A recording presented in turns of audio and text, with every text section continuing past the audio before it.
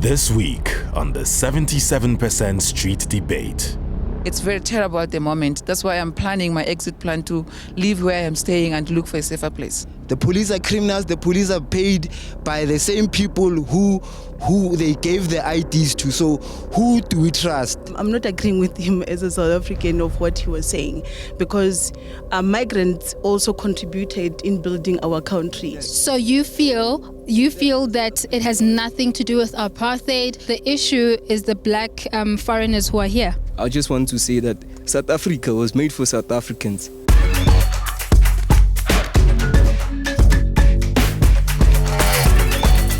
It's topical, it's trending, but it's also controversial, and it's happening right here, right now in South Africa. Once again, we are debating migration, but this time around, anti-migrant groups have set June 30th as the final deadline for migrants to leave South Africa. It's not an official date, but it has certainly caused a lot of fear.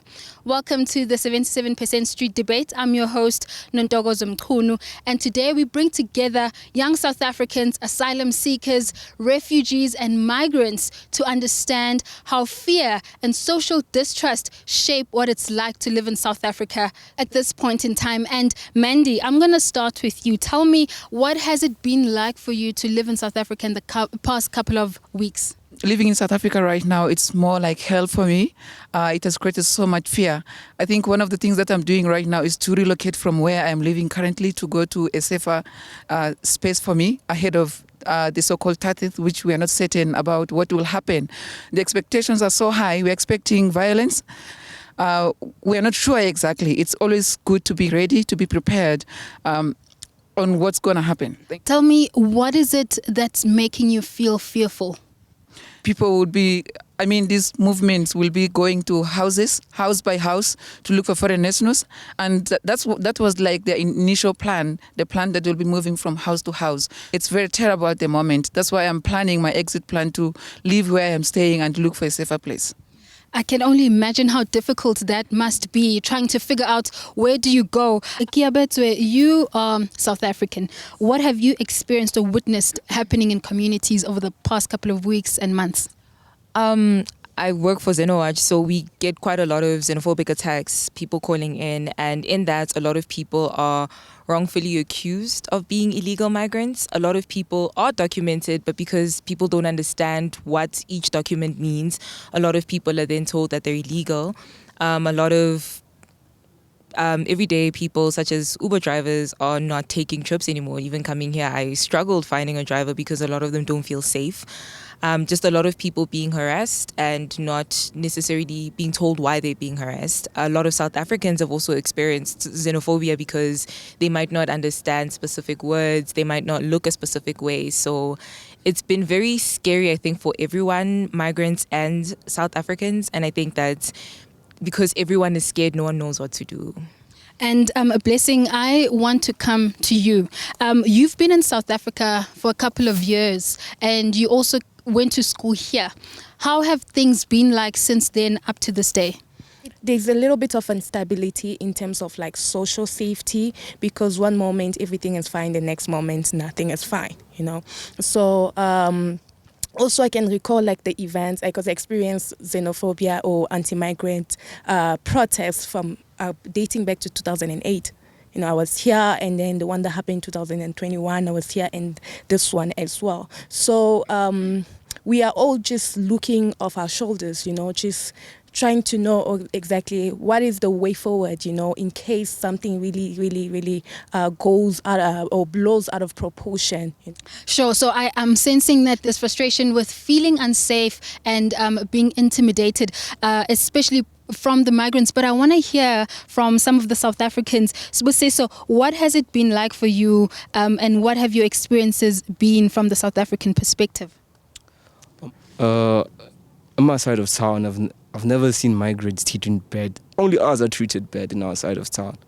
Because you as South Africans? Yeah, me as a resident aside, we are more treated bad. I don't understand why. It's like when you get healthcare, we're the last. On my side of town, I'm from Gladi. So on my side of town, I see like these people, we're trying to tell them, we don't We're not fighting you. Just say follow the law. They want to follow the law. You can't pass at peace now. You're scared of even going out the phone these days. So that's the problem, the hugest problem from my side. Safety and security. They can't follow. Okay, Gabelo, I hear you, not to cut you, but Gabelo wants to add something to what you've just said. So we are farmers. Where I'm from, we are into farming, small-scale farming. So there are lands that, like in a wetland, shacks are not supposed to be there. So there was a time, a couple of people, so we don't know them, we don't know where they're from. They came there, wanted to put shacks. So us as a community, we mobilized and told them, no, we can't have shacks here. This is a wetland. This is a place for nature. You can't live here. So we don't know who we should talk to. We don't know who we should tell. So I think the problem here lies with the authorities. The authorities are playing us. They are playing us because people come into the country, they get documents, IDs, illegally so. And they pay for those IDs. They pay South Africans to get those illegal papers. So if you ask them, we want documents, they show you those illegal papers that they got from the corrupt police, corrupt politicians, and corrupt system. Right. So I'm sensing a frustration with authority. I'm sensing frustration with not being heard. But I also want to find out, what has your experience been like in South Africa? It sounds to me that South Africa has been your safe haven, basically. You came here and felt safe in this country, but now you're finding yourself in this situation. What has your experience with Home Affairs and finding documents or getting the right documents been? Home Affairs has been my dream, like my nightmare since I started my process. I can't imagine how many times I've gone there to just renew a document. I think I've reached a moment where I could get appointment 3 times a week. I go there, I attend to the appointment, but I'm not being assisted. And that has created also anger in my heart, because while we are busy moving up and down, traveling to Home Affairs, we've been called undocumented, right? So it's clear that there are people who are not documented in this country, yes, but they do not choose to be undocumented. It's the Department of Home Affairs that send people back and forth simply because of the so-called backlog. They've been crying backlog since I entered in South Africa in 2023. Until now, they're still crying backlog. Corruption, is one of the major problems happening at the department. All right, Gebet, it looks like you've got something to say to that. Yes. Just to add on to what Mandy was saying, I think that another problem that a lot of people face is that please correct me if I'm wrong, but a lot of asylum seekers, refugees, need to update their papers quite frequently. And because there is a backlog at Home Affairs, I mean, I can wait maybe 3 months to get a passport. I could wait 2 months. It's quite a long time. Sometimes you're given a form to say, you're in the system, just come back when we can give you those documents. And people are stopped in the streets and saying, where are your papers? You're illegal. But this paper shows that I am here legally. I'm just waiting for my documentation to find its way to me. So there's proof that I'm here legally, but because I don't physically have anything to show you, such as maybe, I don't know, the actual document to say I am an asylum seeker right now and it has been renewed, people assume that people are here illegally, which isn't the case. I wanted to touch the issue of people having documents. I live in Hebrew. As a foreigner, even having documents, it won't help you in Hillbrow. Yeah, they will arrest you, detain you, frustrate you until you pay a bribe. Even if you have a passport, they will tell you, we will ask immigration to come and verify your passport maybe in 3 days. So you will end up paying bribes so that they free you. So having documents, it won't help you in Hillbrow. Okay, you had your hand up, Blessing. I want to bring a different angle to this issue. I think we can relate this issue to apartheid. I feel like right now what is happening is more of black people acting in the position of white during apartheid era, because back then, of course, South Africans did not have power. Right now that, yes, South Africans have a certain amount of power, and because they cannot give back the favor to the white, now they're doing it to the blacks. With her mentioning the issue of documentation, having somewhere to stop you. The same thing that was happening. You walk in, they ask you for dumpers. There are certain areas you cannot pass. Like my brother said, you are trespassing. It was not given to Black South Africans, and today foreigners are seen as those people who are trespassing. You cannot be trespassing in Africa. I mean, it's our home. Just like when you go to Europe, it's a European Union. You move around anywhere, anyhow, right? Of course, you are restricted within the laws and all of that, but no one can just come and tell you you're trespassing or show me your documentation. And of course, if you're not in a position of power... Kabelo, do you feel that you can ask them for a document, or do you think you should go through the police and so on and so forth? So personally, me, I cannot go and ask somebody for a document. I would not like somebody without authority to come to me and ask me for documents. But the thing is with the police are criminals. The police are criminals. The police are paid by the same people who they gave the IDs to. So who do we trust? So that's the problem that the people on Soweto are crying about.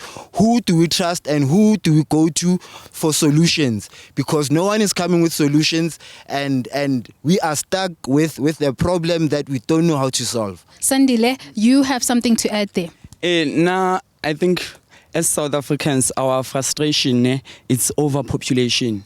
So when we say abahambe, we want them to go back, and then we want to reset, recount, and then we will welcome them back. Because there's corruption in us, South Africa, so we want to fix that, and then we will welcome them back. Do you feel like corruption can change if they leave? Yeah, I think, when we are more, there's more problems, less problems. And then we'll resolve all our problems in SA. And then we will welcome them back like we've been doing since the 60s, 50s.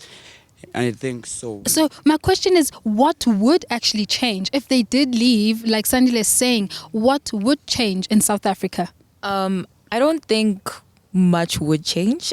Lack of service delivery won't be solved overnight, and it won't be solved just because of the absence of the migrants. Instead, it's going to also affect us more. I mean, there's migrants that have jobs, they pay taxes, and those taxes contribute towards the building of our society. If those people leave, who will pay the taxes if unemployment is so high? So I disagree. I don't think that it's going to change anything. I don't believe that criminality should be rewarded. I think that people that do crimes should be arrested and should be dealt with accordingly. But I don't think that removing migrants is going to change the socioeconomic status of the country. Sibusiso, I'm interested to know what you think. Do you think when they were not here before, things were better? As I ask you, all my old gens and all my old grandpas, they tell me things were better because only South Africans were placed here.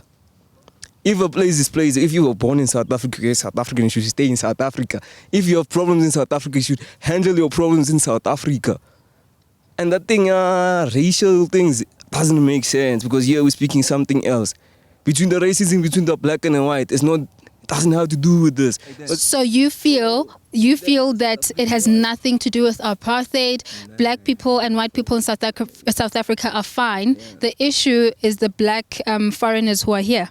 Everyone, if you come from Tokyo, you're a foreigner, you should stay on time. Every year for 30 days or 3 years, you should go back home for 3 years, after 3 years and go home. That's all. And come back if you have to come back. It's called transporting. Okay. Mandy, you have something to say.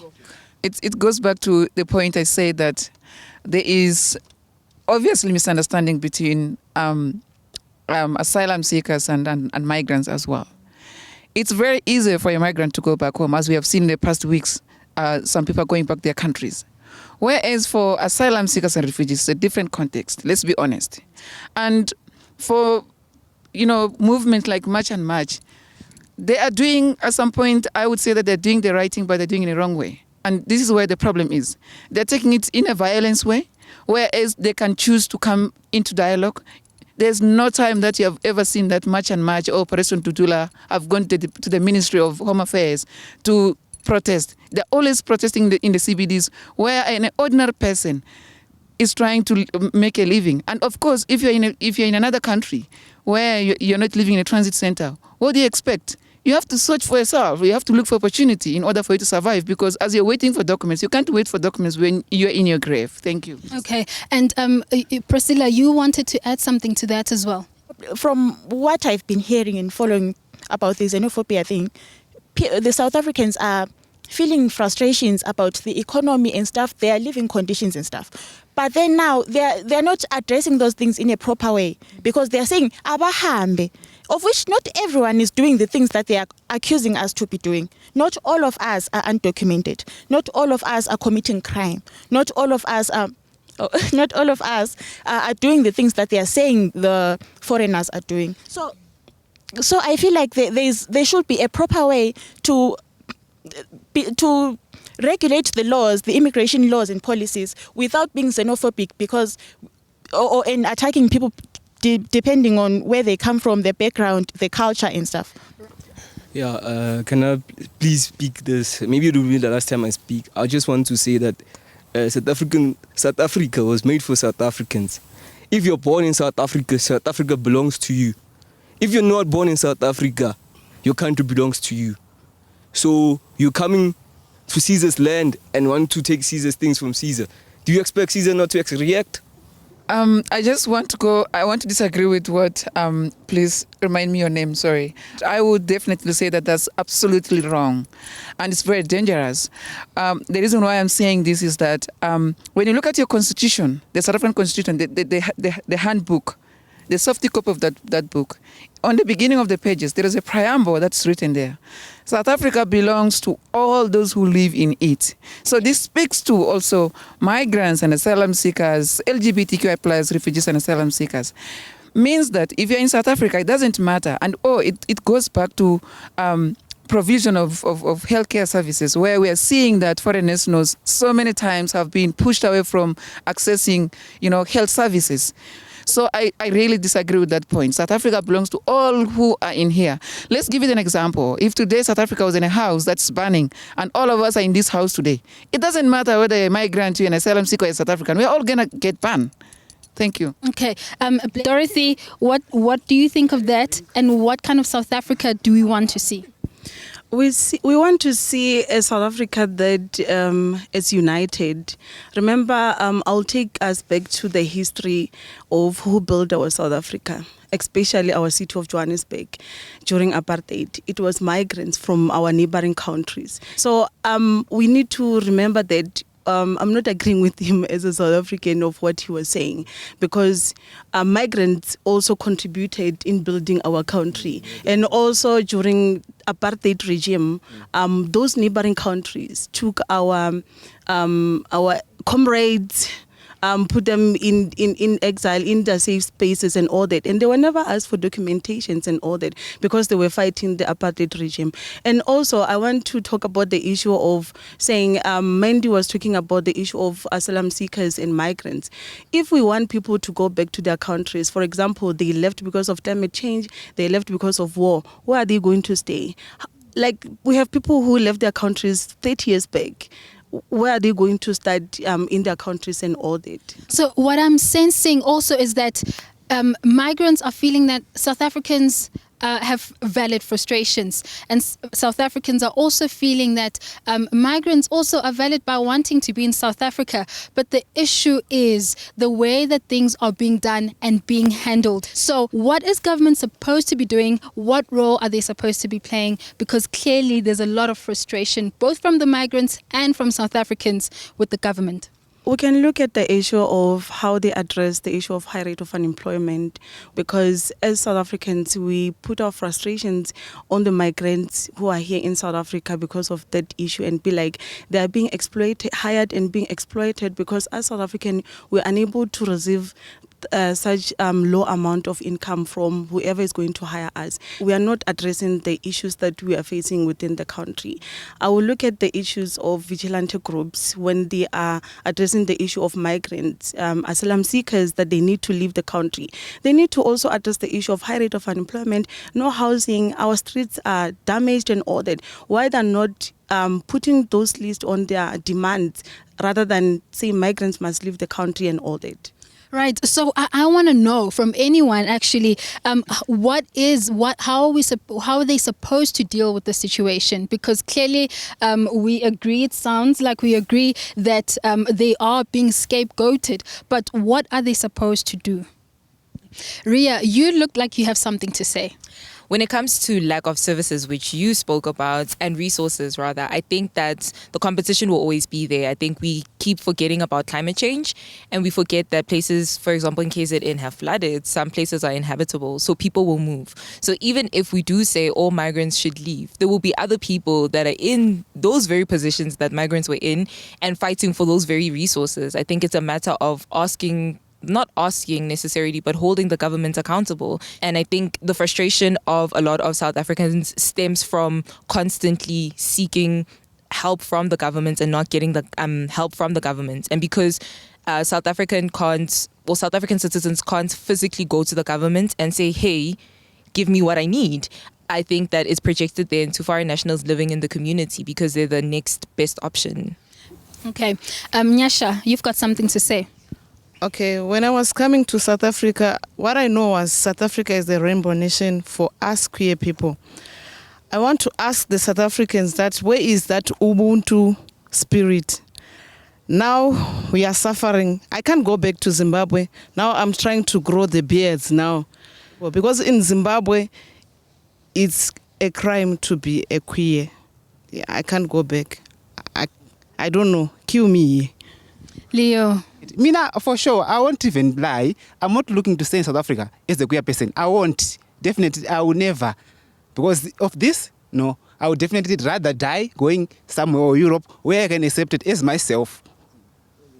Okay, but I want to know again, what kind of South Africa do we envision, but also what happens to a country that pushes away its migrants? So these people who are doing the march and saying mabahambe, they are taking their frustrations on the lower class mostly, and then they are forgetting that South Africa it's an independent country to a certain extent, but it also needs the neighboring countries as well because they import and export goods from other countries. To a certain extent, we do understand what they are talking about. We do understand. We're just not happy with the way that they are going about it. Okay, so I'm going to come to you, Ria. I want to know, how do you feel that the sentiment of not wanting migrants in South Africa has affected you and affects all of us as South Africans? I think it makes it very difficult because we forget that there's people that have married migrants. I mean, there's people in my family that have married migrants. So even in the work that I do, a lot of South Africans have said that they have experienced xenophobia because they are married to migrants. There's a lot of parents that can't visit their children in hospital because they have children with migrants. I think it just breaks social cohesion that we've tried really hard to build in South Africa, and it doesn't promote Pan-Africanism that we have tried so hard to build, and it is a bad example of ubuntu, you know. I think Dorothy mentioned it and spoke about the history of our country, and I think that we have such a rich history, and I think it would be so sad to just be remembered as a country that chased migrants out after gaining democracy. So I think that we should come together. I know it sounds like, oh, we are the world and save the world moments, but I really do think that there's so much we can learn from each other. I think that there's something that you can teach me, something I can teach you to build our economy, build our communities as well, knowing that we can't necessarily rely on our government all the time. We can rely on each other and we can build a South Africa that we want together. Mandy, what would belonging mean to you, real belonging? What would it look like for you? Belonging to me means not being finding myself in a situation where someone is asking for papers and I struggle, right? I personally struggle to get myself documented, and that's not belonging to me. Belonging should be where my voices are heard and I'm recognized physically and I'm given the proper document to remain in this country. Thank you. Okay, a blessing. I think for me, I'll make an appeal to all African leaders, because I think that is where the problem stems from. We are way too selfish, you know. Everyone is getting in power for themselves and their family. That is why today we are having only the people in politics who are rich. For example, in Congo, in order for you to actually be rich, like seriously rich, you need to do politics. Otherwise, you will just be like an ordinary person. For you to have access to you, for you to have opportunities, you need to have at least a family member who's in politics. And that is where our problem is, right? If our African leaders can come together and see how we can work in our differences. The thing, we are becoming foreign to one another in Africa, you know, because there are a lot of set boundaries that is separating us from one another. And our African leaders, because they're being empowered by white people, they're allowing that to go on, because at the end of the day, it's their pocket that is getting filled. So they don't care about you, you know. So appeal African leaders to come together and see how we can solve African problem, because migration is an African problem, xenophobia is an African problem, everything else is an African problem. Well, what is clear is that the conversation around migration in South Africa is often framed as though it's a foreigner versus citizens issue. But what we're seeing based on the stories that everyone here has shared is that there's a deeper underlying issue, and corruption is a part of that. But when frustration leads to intimidation, a country loses its ability to see one another as human beings. And that's the reality that South Africa is faced with currently. I am Nontokozo Mkunu. This is the 77% Street Debate.